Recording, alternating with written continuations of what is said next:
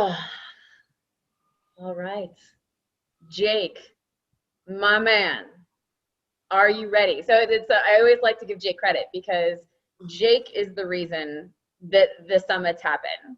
It was the impetus. He and I have to talk about this every single time we do these summits because people need to know, so you get credit. Because I interviewed him and he vulnerably shared his story on my YouTube channel, Horsepower Empowerment Through Connection. And at the end of that, he said, man, I really wish I had a group of guys to talk to about masculinity. And so here we are. And I am so grateful to Jake for that conversation, because out of that, the last 6 months of my life has been incredibly interesting. And I have gotten to hear the viewpoint of men from literally all over the world, and things that I never would have learned had it not been for Jake and his vulnerability and telling me that that was something that he needed. That was something that he wanted in his life. So it was that initial vulnerability that sparked everything off. And I am so grateful to him for creating this movement as an impetus. So Jake, thank you for that, my friend, for all the good and bad that went along with it that you know of, and all the messiness in helping me to strive with imperfect action and helping me learn so many things about myself as well as men in general. So Jake is a former Marine. I actually met him years ago at the Horse Sense in the Carolinas, working with horses, and we get to laugh a lot about things because we are very transparent, laughy kind of people. And he's here to talk to you about masculinity in the military and violence in connection to masculinity and the balance of masculine and feminine. And he's going to bring the horses in, I believe. Are you still bringing? I was hoping to be able to, but at the time of night it is, and dark, and as cold as it is out here in North Carolina these days. Oh shit, no. I'm getting old and arthritic these days, man. You're killing me. I was so excited to play with ponies. I tried to do some video stuff and I really couldn't get anything that I liked. And also, to be honest, I have sketchy internet in the mountains at best, and with the weather we've had coming through, I couldn't get anywhere at all with a good signal. I would have. Fine. I would have loved to have been able to do something relationship logic oriented with the horses, and I'll talk a little bit about that going forward. But man, I gotta tell you, I find it funny that you use the term interesting when describing your journey with all this. There's a Chinese curse: may you live in interesting times. So I find it. I'm surprised that you're not cussing me rather than being grateful for this journey I have. You know, Jake, I have my moments. I'm not gonna lie.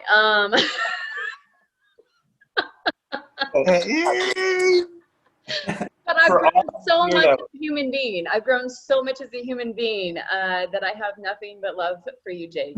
And yeah, so at least when I'm cranky with you, I get to tell you to your face, because that's how great a relationship I have with you. Right on, right on. But for all you guys that are getting involved and participating in this and going through all the growing pains with this too, yeah, I continue to look at this. I mean, I look at the demographic and the crowd that's in here. I'm one of the oldest guys, if not the oldest guy that's been jumping in on this thing. I'm 50 years old. I turned 50 in November, half a century. I freaking made it. And I can't even tell you how excited I am, because this is something that I never expected to see. I didn't expect to see 30. And I don't say that being a smartass. I legitimately never expected to see 30. I am one of those, let me go to Valhalla and I'll blaze of fucking blood and glory kind of guys when I was enlisted. I did not expect to get here. So to be here at this point in my life and to listen to other men talk so openly about masculinity and the challenges that they've faced, and look at guys that have come through some trials and tribulations and are so successful in their own lives. Well, I still feel like at this stage in my life, I'm going through so many growing pains and learning so many lessons, and making restitution and amends for so many mistakes that I've made in the past. A lot of you impressed the hell out of me. This is a good group of men, and I'm learning a lot from you with every interaction that I have, every conversation that I listen to, every exchange we have on social media and DM posts that I see you guys put out on social media. You all are inspiring. You all are motivating. You're mentoring me, each and every one of you in your own way. I've made some personal changes in my own life and been inspired by things that each and every one of you have said, and have, I'm kind of, in spite of the shit show that 2020 was, and that 2021 has like hit drinking age and started off with its first hangover, I'm kind of inspired by this year. I'm planning on doing some good shit in spite of what the rest of the country has going on. So there is that. And it seems like a number of the rest of you are as well. So thank you guys. Thank you, Alicia, for starting this off, and thank you all for participating. I'm learning a lot from this. This has been blowing my mind. When I asked for a group of guys to talk to, I expected some people to step in and some things to come out of the conversation, but I didn't expect this, and I didn't expect people from all over the globe to jump in and have input, and to have this level of inspiring people with this diverse amount of ideas and concepts jumping into the picture. I mean, I came in, 25 minutes late, and Solomon's talking about penises. And I gotta say, right out of the box, I'm like, hold on a second, then wait a minute. Hold on a second. Right the fuck on. How many times do you have a group of guys that can have an honest conversation about their dick? And what they feel about it, and what insecurities they have about it, and and about sexual performance and that sort of thing. And I'm thinking about it myself, and I'm like, there are some things at my age, at 50 years old, that I'm experiencing that are not at all what happened at 25. And it would be really cool to be able to have some conversations with other 50-year-old men if this is the kind of thing that they go through as well, because it's not the kind of conversations that men have with each other. And it would be nice to be able to openly have those conversations without going like, is there something wrong with me? Do I need a little blue pill? Is there some way to handle this? Do I need to change my diet? Is an exercise routine? Is there a sleep pattern going? What can I do to help adjust for this? These are some really, this is guy shit that we need to be talking about, to be honest. So thank you for that, because that was my introduction to this conversation. I need to learn a little bit more about this tantra thing too, because that sounds really interesting. All right, I'm going to take a deep breath though, because this has kind of blown my mind, this whole summit so far, and I apologize for not being able to check in yesterday, but half a day of work and half a day of trying to get productive things done at home. So if you all will, take a moment with me and put your feet on the ground and take a deep breath.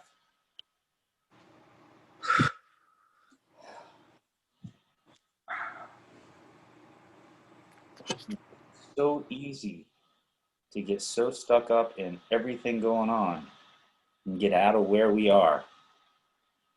And I've been caught up in everything everybody's been saying, letting my mind run off on its own thought processes and associating with different stories. And I just want to take a deep breath and bring myself right here in this moment and ask you all to do the same. So if you can just take a moment to put your feet on the ground, in whatever way that's appropriate for you.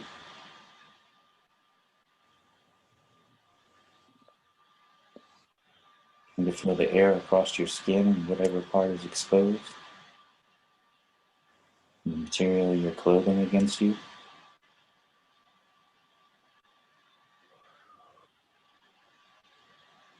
And the slow rhythm of your breath as it comes inside and exits your body.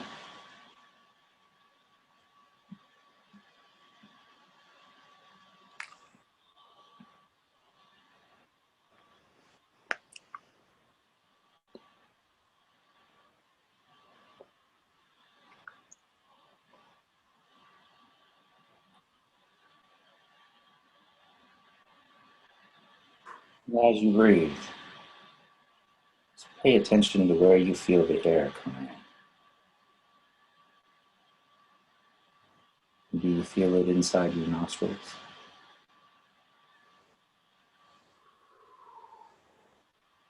You feel it in the back of your throat.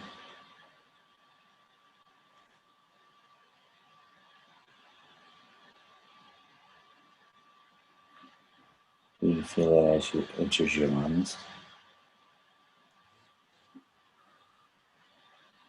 or as your abdomen expands.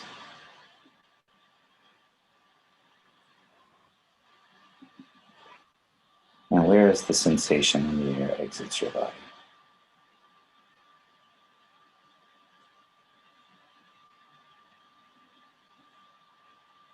Just take a moment to sit with that.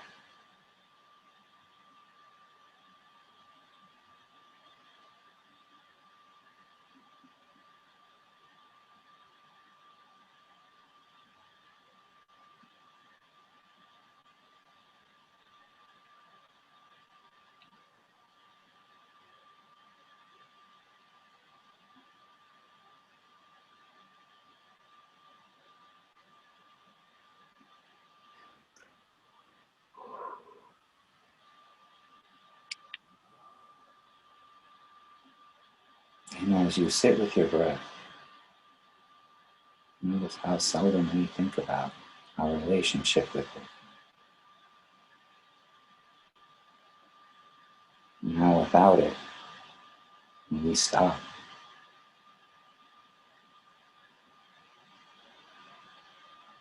It's as vital as our heartbeat, as necessary as the blood through our veins.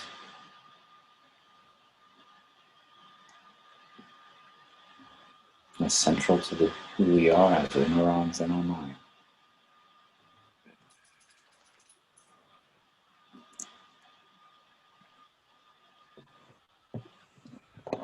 And we share with all sentient beings.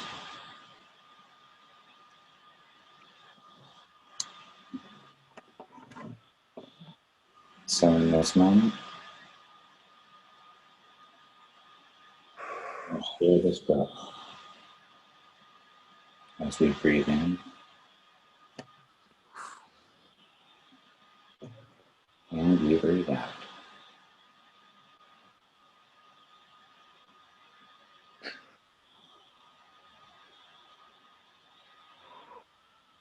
I invite you to take one more moment for a few more breaths.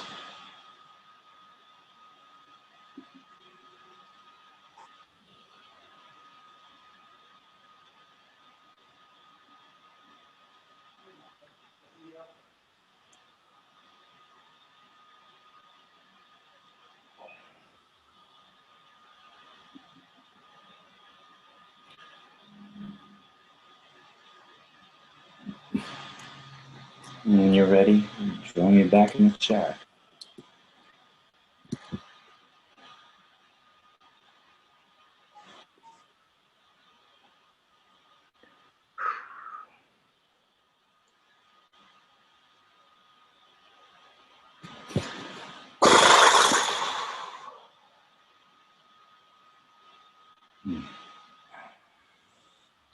Not sure about any of the rest of you, but I needed to take a moment to do that.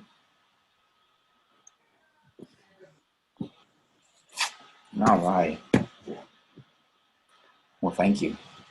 I always have a plan when I come into one of these things. And then I listen to a lot of you guys talk and I kind of take it and throw it out the window because there's so much good stuff that comes up.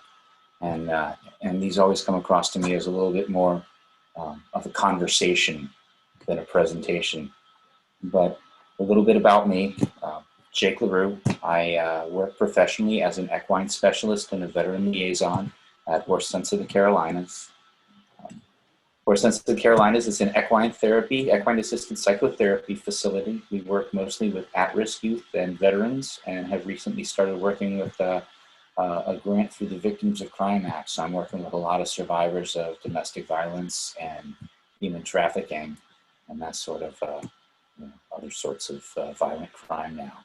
And that's kind of really kicked my eyes open to a new demographic lately.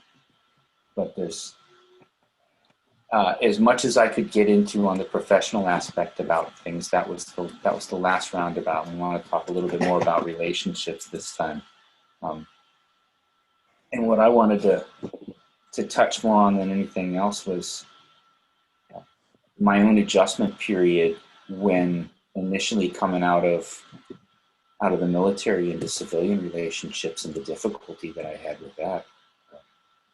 You know, I came up Dania Beach, Florida, rather suburban neighborhood, kind of lower middle working class family, and 2 kids. I'm the oldest. I've got a sister 3 years younger than me, and my dad was a blue collar worker, union guy, worked as a union pipe fitter and air conditioning mechanic, commercial guy. And he's a military veteran, Air Force, Vietnam era. He was a KC-135, aircraft refueling tanker. He used to refuel fighter planes and other shit like that in the air. And he wasn't a direct combat veteran, but he saw some shit. He was in country and just outside of country, and he would be one of those guys that could see the planes leave in the morning, and, count the number of them that didn't come back, and see the helicopters leave and come back in with blood on the skids, and that kind of thing. So he saw the side effects of it, and the closest he himself came to combat was told me a story of having an F-4 Phantom shot off the boom of their plane while they were down at a low altitude refueling, taken some shots and damage, and was trying to get out, and they had come down low to try to refuel it, and they took heavy fire and had to pull up and ditch it, and it got shot down. So that was his biggest combat story. And I don't mean that in a degrading way. I think that had to be rather drastic. I can't imagine what it was like to be in a position and not being able to help somebody else. But I'm getting a little ahead of myself because some of you don't know much about me. I'm talking like I've met all of you before. Again, my name is Jake. I'm a Marine Corps veteran. I enlisted when I was 17 years old. That was back in 1988. Went to boot camp in early 1989 after the delayed entry program. I served in the Persian Gulf era of the Marine Corps. I went in initially under contract as a field radio operator and scored really high on my armed service aptitude battery, and got asked if I wanted to go into military intelligence. And I said, yeah, why not? So they sent me to the Defensive Language Institute in Monterey, California as a Arabic linguist. So, and I did pretty well in the school, but I did very poorly behaviorally. I did decent in the language, but I got in a lot of trouble when I wasn't actually doing things for school. The truth of it was, at that point in time, I was a little immature for that kind of responsibility. So although I completed the basic modern standard Arabic, I didn't score high enough and didn't have high enough marks to go on to a dialect. So I got dropped from the program and kicked over to 29 Palms for field radio operator course. I aced field radio operator course, went from there to connect to a infantry company in Camp Pendleton, California, and ended up with a battalion landing team, 1st Battalion, 4th Marines, while they were doing their workup for a deployment over to battalion landing team. If you're not familiar with that, it's one of the groups that they drop on a ship with a battle group. In our case, it was the 13th USOC. It's combined forces. There's an air wing, there's an amphibious unit, there's an infantry unit, a couple different aspects of Marine deployment units. They put them on a group of ships, send them overseas, and we basically patrol an area for a while. If something hot pops up, we're already there. So I went over with the 13th MU on deployment, and in August, Saddam Hussein invaded Kuwait. August, I believe it was 1991. I'm a little shaky on my dates. Saddam Hussein invaded Kuwait, and we ended up in the Persian Gulf. I was serving at the time with the Tactical Air Control Party with a communications unit. If you're not familiar with what that is, it's radio operators that spot targets for airstrikes, naval gunfire, forward artillery, that kind of stuff. So my job was to pinpoint targets for airstrikes. We were one of the first generation of military laser operators, designated targets for laser strikes, that sort of thing. And I'm getting into some detail that's really not important to the conversation about relationships, because I've talked kind of about the military service before, and I'm not really here to tell war stories. What I found in the military, and what I found specifically with my deployment unit, was a brotherhood. I found a kind of family relationship that was very different than I found in other aspects of my life. I'd had something similar to it as a civilian. I grew up with a group of guys in South Florida. I had a tight group of young men that I was friends with. We were all from the same neighborhood. We ran around together. We looked out for each other. We had each other's back. We grew up in a mixed neighborhood, and we were a mixed group of guys, and we jokingly called ourselves the White Trash Crew. And we used to go around. We were pretty, actually, shit, I didn't know who the Tim was, and brother, you freaking look so much different than you used to. This is actually one of the gentlemen that has joined us tonight is alumni from my old neighborhood that I haven't seen in freaking forever. Tim, you got fat, brother. Yeah, I know. Thanks for rubbing it in. Fat and happy. I'll have it no other way. Look, you look good though, man. It's a good look on you. Oh shit. Anyhow, yeah, Tim, one of the founding members of the White Trash Crew as well. I've known this guy. I've known this guy since I was 4 years old. So if I tell any bullshit, he's gonna call me on it. Yeah, well, and you're not the oldest one. I'm probably the oldest one. I'm older than you. Yeah, you got me beat, brother. You got me beat. Wow. Yeah, I'm gonna give yourself again today, and I've told him, I'm like, hey man, you should check this out. So invited him along. Yeah. I found relationships in the military on a level that I didn't find anyplace else. I found this level of trust. You know, I found that I had that with the old neighborhood, with this group of guys in the old neighborhood. But when I left enlisted, I found it on a next level. When I enlisted, it was. I mean, you could have nothing in common with the guy next to you. You could want to kick his ass every time you were in the barracks together. He could be somebody you'd never go have a beer with. But if shit went down, you knew that he had your back. You knew that this 45 degrees next to you and his field of fire was covered every single time. You develop relationships in that kind of situation that you don't find anywhere else. And it's somewhere in this chat earlier on that Calvin mentioned when he came home, it was just shit. It was miserable. When I got out of the military, I think getting discharged was the hardest part.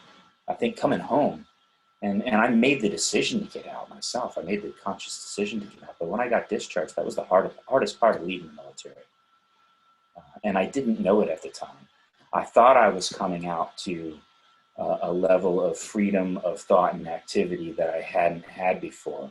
And I didn't really realize that I was stepping into a new level of restriction and an inability to participate in life at a level I had before. I didn't have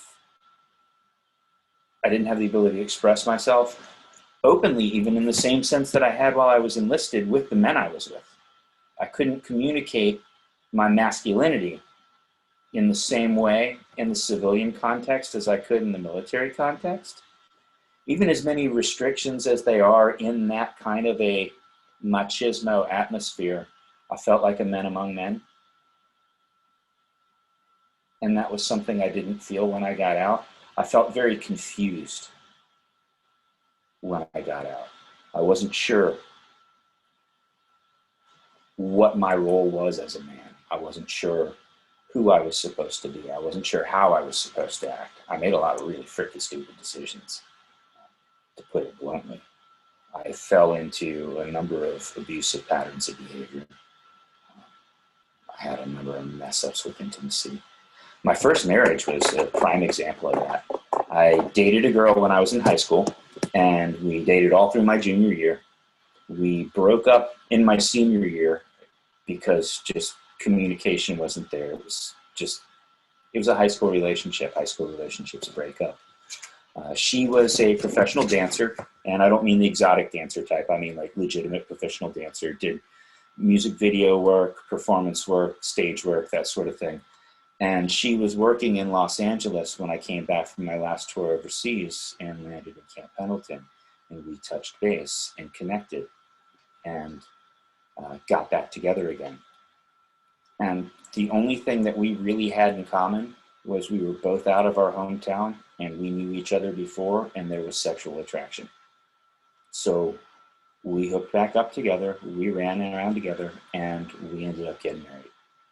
And it lasted a year and a half. You know, we had moved back to Florida from we hooked back up in California, moved back to Florida. She started a dance studio with her mother. I crashed a boat and ended up an invalid for a good 6 months.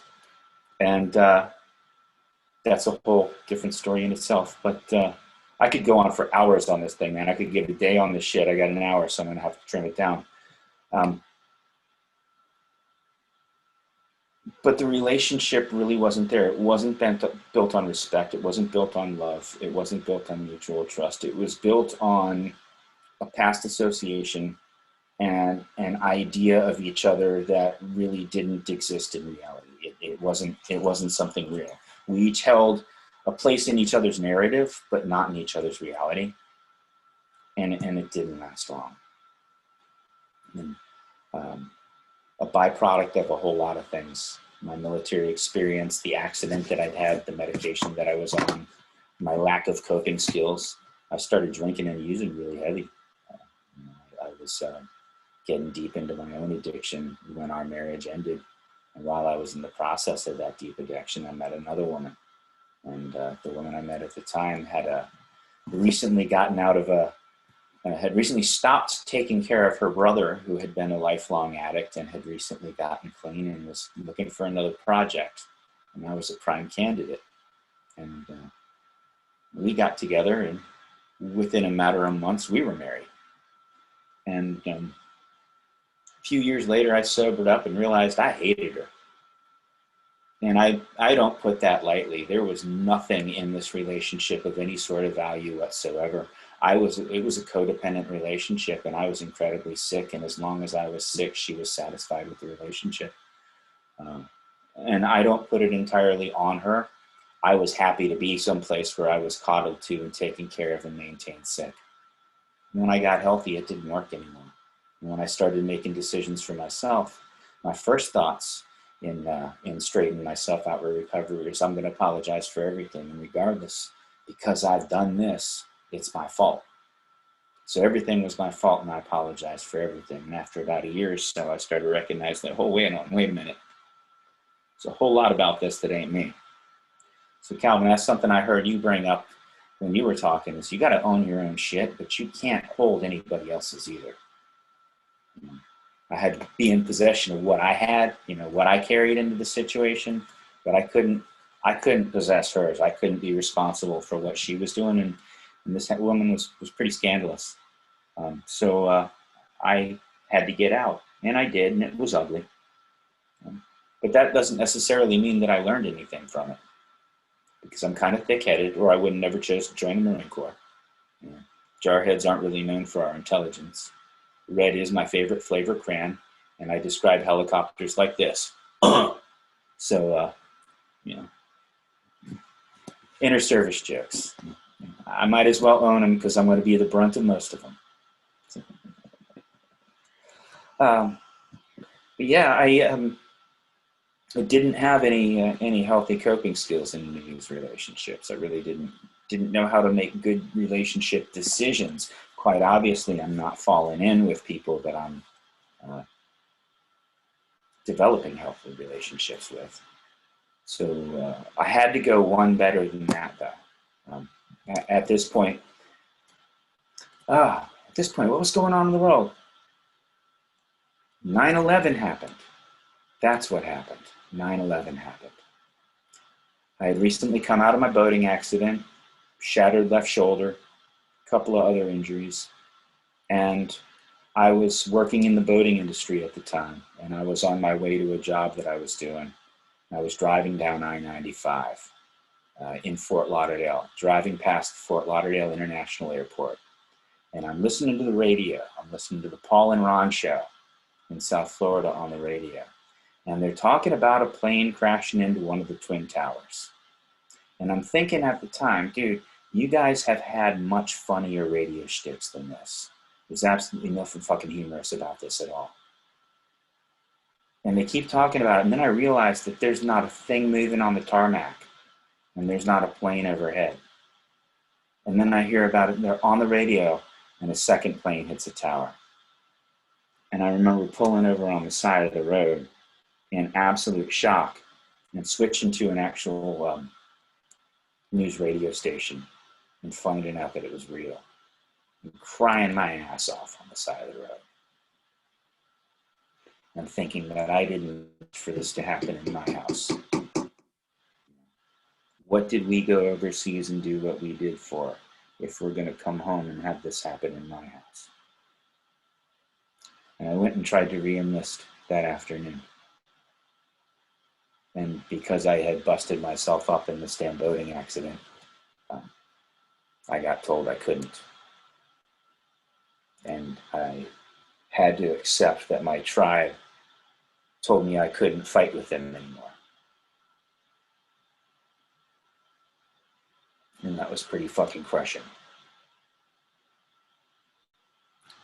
And I'm intertwining a few relationships in this story because they are kind of intertwined in my life. You know, I came out of that bitter non-acceptance and ran right into my third marriage, angry as hell. I met my third wife. It's a close to 6 foot tall redhead, pissed at the world, beautiful woman, had been in a bar fight in New York and had been hit in the face with a pint glass and had a large semicircular scar on one cheek, and was so both of us battle scarred, both of us pissed at the world, and we put our backs against each other and took on all comers, and we did that for a number of years. And after about 5 years, we ran out of people to fight, so we turned on each other. And we ate each other alive for another 5 years. And that relationship ended in New Orleans in 2010 when she tried to shoot me in the face. And I don't mean that figuratively. We had an incredibly mutually abusive relationship, both physically, emotionally, and mentally. We fought often. We drank hard. We showed no coping skills with each other. One of the most grateful things I have in my life, as I said before, is that I never had kids to have to mitigate the damage of my dysfunctional relationships with. But I didn't have the skills. I don't make excuses for any of them. I own my shit, but I never bothered to learn the skills, never bothered to practice the skills, and even when I knew shit wasn't working, I never bothered to take the time to learn the things that did. And it took too many crashes and burns until I took the time to. Sometimes you got to run out of options before you figure out that what you're trying to do doesn't work anymore. So, long story short, I made the decision that everything that I'd ever tried before in my past relationships had not worked again, and I didn't know what to do. And through a roundabout turn of events, I ended up in North Carolina, and I started doing mindfulness practices and meditating. And I went to a meditation retreat in Hot Springs, North Carolina, and met Shannon Knapp, who is the director of Horse Sense of the Carolinas, the founder and director of Horse Sense of the Carolinas.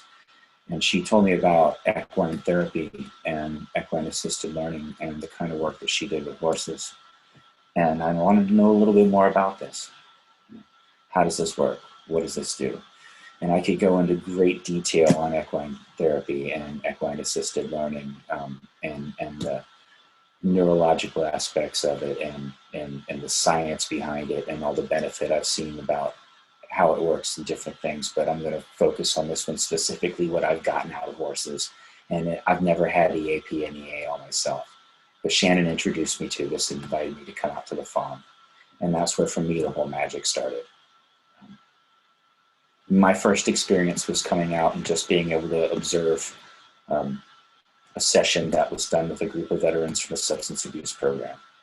And I just sat in the background and watched 15 veterans and 8 horses interact in an arena. And I got really curious about what it was about this that had this magic attached to it.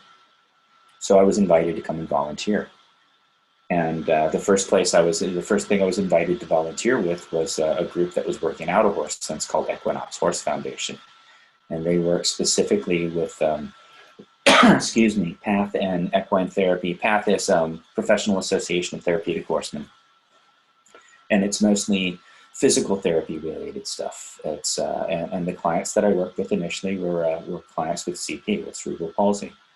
And first thing I did when I got invited out was I got introduced to this big white horse named Honor. And I said, well, we got to get these horses ready for the clients to get here, so you got to groom them. All right, well, I'm not a horse guy. I've never been a horse guy. Never had any experience with them before. But this particular individual doesn't know that. So he hands me a grooming bag and puts me in a stall with this 16-hand high quarter horse, Honor. And says groom him. So I pick out the brush that I think is appropriate and I start going to town on this horse with it. And he's not happy. And he's pushing me around. And he's body checking me. And he's about 1,000 pounds. And I'm $165, $170 on my best day. And I'm getting bounced off the stall doors and this, that, whatever. And finally somebody comes around and is like, what are you doing in there? This guy put me in there with this horse to groom. And they're like, oh, no, not with him. And turns out that this horse has a reputation for taking people apart and for being a bit temperamental and being a bit of an asshole, and I'm the brunt of a joke, and I'm kind of lucky to be in one piece. And it's not how we do things here, and I don't have any freaking clue what I'm doing, but, sticking me in the stall with this horse and me being who I am, he's pushing on me and I'm pushing back on him, and there's going to be a fight. But something about it stuck me with it. Like, I got to get involved in this. I got to know more about this. This is a challenge. I want to do this. So I kept coming around and I kept volunteering. And I started showing a little bit of an aptitude for what's going on with the horses. And eventually kind of got brought in as a ring hand. And everybody that works at Horse Sense is initially assigned a staff horse. And we work with a specific school of natural horsemanship at Horse Sense called Pirelli Natural Horsemanship. And natural horsemanship is really not a lot natural about it, but that's a whole different conversation. Natural horsemanship is based on the concept of developing a relationship with horses rather than using force, fear, intimidation, and pain to get what you want from them. So it's it's a kinder, gentler way, more coercive way of horse training. So each person at Horse Sense is initially partnered with a staff horse. And Shannon, the director, says to me, she says, Jake, I've been watching you, and I've been thinking about who to partner you with, and I think I've got a good fit for you.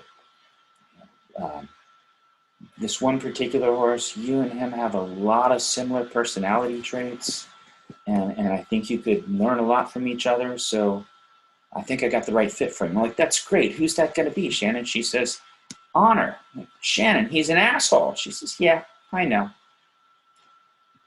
And that was kind of my first check. Like, well, shit, Jake. I thought you're a pretty nice guy. How are other people seeing you? So that was my first introduction to horses with Honor. And I started my horsemanship journey with him. And his story is, he's 17 years old at the time I started working with him, and he's a retired 3-day eventer. And what that is he did all the really fancy dressage stuff, and the jumping, and cross-country stuff. And he got worked really hard. He was a competitive horse, and he had a young rider who was getting consistently more competitive as he got older. So the older and better she got, the less capable he got. He also has foot issues. So he lames rather regularly and has a lot of pain and got pushed consistently through it. So his go-to was to get oppositionally defiant. So anytime you even go to put a saddle on him or put the girth on him, he's going to turn around and snap to bite you. If you make a request too quickly, he's going to turn around and bite you. His response to anything that you approach him with is, humans are going to try to cause me pain, so I'm going to try to cause you pain first. And me, being who I am and where I come from, my go-to is, I'm going to press into pressure. If you challenge me, I'm going to push back. If you push back harder, I'm going to push back a little harder. And, you know, you're going to have to hit me hardest before I stop. And, you know, he's bigger than me. He's a lot bigger than me. So I lost a lot of these battles. But slowly but surely, I was learning a little bit in this process. And, but I'm still struggling through it. And it was constant battle where I always felt in natural horsemanship, I'm asking for cooperation from the horse, but I was never really getting cooperation. I always felt like I was getting compliance. And I attended a natural horsemanship clinic with a Pirelli instructor named Jane Barsh. And I'm asking Honor to do this pattern. And I'm asking him to do it as a trot. And I knew I could send him at the pattern and he would do it at a walk, but I wanted to pick up the pace and do it at a trot. And every time I would ask him to pick up the pace and do it at a trot, he would start the trot and then he would stop and go back to a walk. I'm like, well, what the hell's the deal here? So I'd send him on the pattern and Jane's like, he's stopping because he doesn't know that he's doing what you're asking him to do. Well, how come?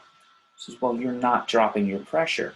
You're picking up your pressure to make the request, but then you're never letting it go when he answers. I'm like, well, yes, I am. She says, I'm watching you. I don't see it. And horses communicate through body language. So I'm picking up my body energy and I'm picking up my posture and I'm sending him on this pattern. And then I feel like I'm relaxing when he's doing it. But he's not perceiving that. So she's trying to talk me how to do what we did earlier. Before I started talking, just take that deep breath and drop that energy down. So I practiced this for a little bit and I send him on the pattern and I consciously figure out how to drop that energy. And he keeps the trot and goes on with the pattern. Kind of like, wow. So I'm thinking about that for a bit. Hold on a bit. So I'm leaning into this situation. And I'm, yeah, get this going. And I'm getting that push that I've experienced all my life as a child, from my father, from my parents, don't half-ass anything, from the military, from the Marine Corps, hit this as hard as you can, and if it doesn't break, get a bigger hammer. And not learning how to drop that pressure, not understanding that horses are learning from that release. So when I'm getting what I'm asking for, step back. And don't necessarily come through with that full bore. Ask as quietly as possible to start with for the response. And when I get it, step back. And that kind of blew my mind. And I started thinking in terms of this oppositionally defiant horse who usually I step up to and he says no, and I'm like, oh, hell yes. And he's like, oh, hell no. And it ends up to a pushing match and I lose. When I come back and I go, will you please? And he's like, I don't think so. I'm like, pretty please? Well, okay. All right, thank you. And it works. Well, shit. So I start looking at other relationships in my life prior to that and other interactions that I've had. Well, I've had a real hell of a time sustaining relationships. Why might that be? I don't hold jobs very long. Why might that be? Got a few friends, but not many. And I piss off a lot of people on a regular basis. Why might that be? Well, I have a tendency to come out of the box hitting hard. And I have a tendency to communicate with my feet squared, my shoulders squares, eyes locked forward, and rather direct and uncompromising. And here's the funny thing about that. I learned that a few years ago, and I forgot all of it this year. Because it's been a crazy year. And there's been a lot of conflict this year. And I learned that lesson from Honor, and it was a great one, and I held it in my mind for about a year. And then I blew it all out of my mind again because we get so caught up and out of the moment again. And it's been an incredibly tense year in America. And I've basically had my faith shattered.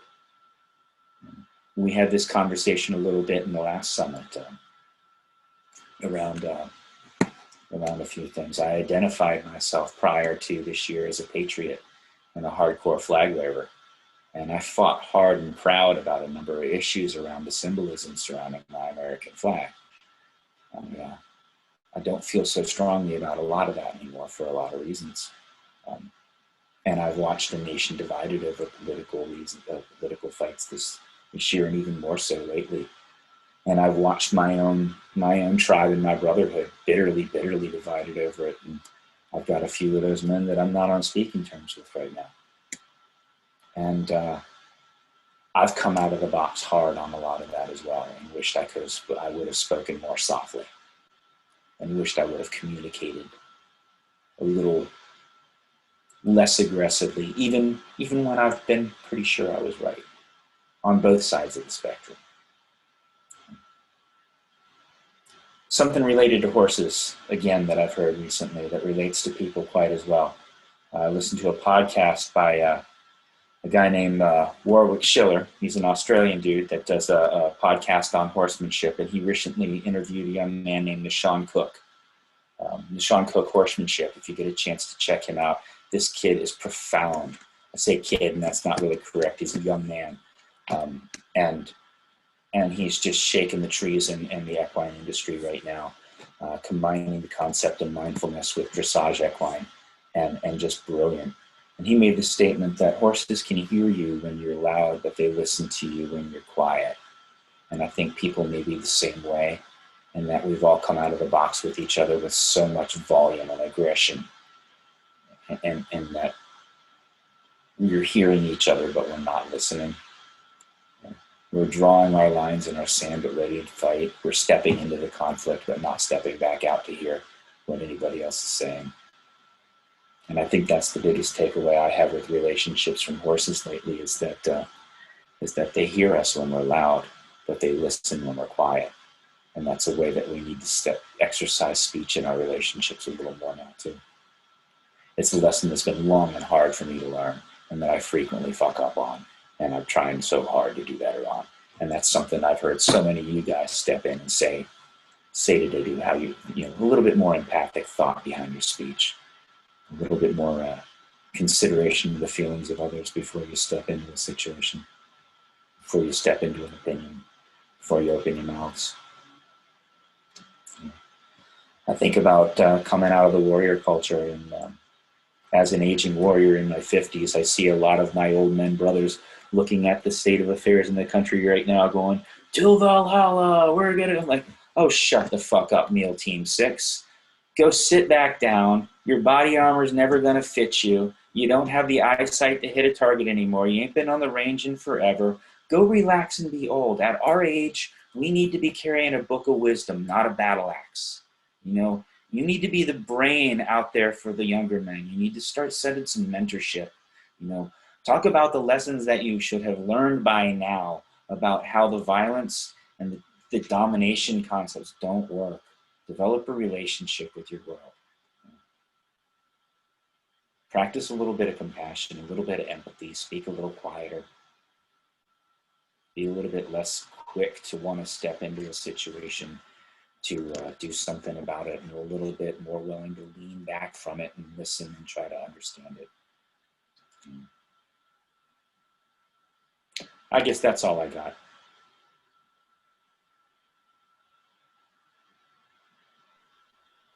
Thank you, Jake, as always, for your vulnerability and your honesty and your candor. Always appreciated. Calvin? Yeah, Jake, just thank you for just carrying on the theme of vulnerability and your process of where life took you to find the greatest gift of all is being comfortable in your own skin. Nice. Thank you. Thanks. Thank you. Thank you for sharing that. Jake, first I want to say thank you for this, because I feel like we all needed this. And for you to step up and say, I'm sick of the stereotypes and what people think about men and the way they perceive us. I am very appreciative of you on today. And I just want to tell you personally, this whole thing has changed my entire life doing this today. And when you come to Austin, I would really love to meet you and show you around, open my world, and get to know you better. I thank you so much. This has really opened my eyes and impacted my life. Thank you, Michael. And I know some good people in Austin, so there's a chance I might be through that town sometime sooner or later. Just want your video back on. When you come here, I would absolutely love to show you what Open My World does and what we do as people at that organization. My pleasure. I'd love to see it. Hey Jake, June here. Also, I really want to thank you, especially for the last word. I noticed how my heart rate went up when you said that the older generation that you desire to, sorry? Can you be a little louder, my friend? I'm sorry. I can give that a shot, yeah. How does that sound like? Better. Better? Good. So just to also speak my gratitude for especially the last words, because I noticed how my heartbeat went up when you talked about the generation and your desire to encourage the generation, the older generation, to be a pillar of wisdom for the younger generation, which I'm a part of. So personally, that hit me really hard as well, and I'm really grateful for that. Thank you. Jake, I so appreciate your words of wisdom. And you have journeyed this world and you've experienced a lot. And I appreciate hearing that perspective. Just everything that you've experienced, but those words of wisdom that as a man coming from the warrior culture, you now get to be a teacher, a wise man, someone who can guide others on their path. Even in that warrior culture, it doesn't make you less of a warrior necessarily, but a different role in that culture. Thank you. Beautiful. I'd have to agree, Jake. Drawing parallels, you know, your battlefield was the Marines, mine was gang life and the street world. But same thing, band of brothers. You know, we had each other's backs, you know, from the old hood, etc. And you know, it's amazing when we grow up how wisdom becomes our weapon in chess, our preferred way of playing our game of life versus throwing punches and pulling guns. So I commend you for the work you've done, and keep sharing the message, brother. It's needed out there, man. Thank you. Thank you. Thank you so much. Anyone else? Any questions, comments? Tim, contributions, having known Jake since he was a wee lad. Hold on. There we go. Yeah, since he was a wee lad, I can tell the difference in him right through here. It's that look in his eyes, between his eyes, and the tension that's gone. That he used to, what they used to call the 1,000-yard stare that the Marines would have that had been in combat. His was even further than that. He was looking through somebody to see, how am I going to knock him down and get out of the situation, because things are wrong and I just don't want to put up with it. And now from his talks and the way he is, you can tell he's looking at how can I contribute to the situation instead of run away from it. And that's what we need to do. We need to help each other and not just knock somebody down and get them out of the way. Absolutely. Oh shit, man! Now I'm crying. Yeah, thank you. That means a lot coming. That means a lot coming from you. From a fat guy, huh? Tim is my oldest living friend. I've straight up known this kid since 4 years old. Since 4 years old on the frickin' t-ball field when he hurt his knee and I had to play catcher. Yep. Our dads were best friends. They coached together all through Little League for the Optimus Club. We got in. I'm gonna tell your dirt too. I got my first high with this dude, man. We ran and ripped and ran together all through years. Yeah, that's true. We were bad influences on each other, but times change. Yes, man. Times change. Bad influences on each other and alternately good influences on each other as well. Absolutely. You in the Army too, Tim? No, I wasn't. I'm actually the first person in my family since the Revolutionary War not to serve in the military. I had a nomination to go to West Point and then blew my knee out and had a screw put in, so I couldn't go into the service. I was a chef for a very long time, which was, it's not a democracy, it's an autocracy, and I was the king of my kitchen. It's kind of like being a military officer. Yeah, a little bit. My ex-wife used to call it, you got to get out of chef mode, you're at home now. But it got the job done. When I would, if I was having a problem with someone, I would just walk on them. And then I could take whatever was coming at me because I just didn't care. I was in charge. Somebody didn't listen to me, get the fuck out of my way.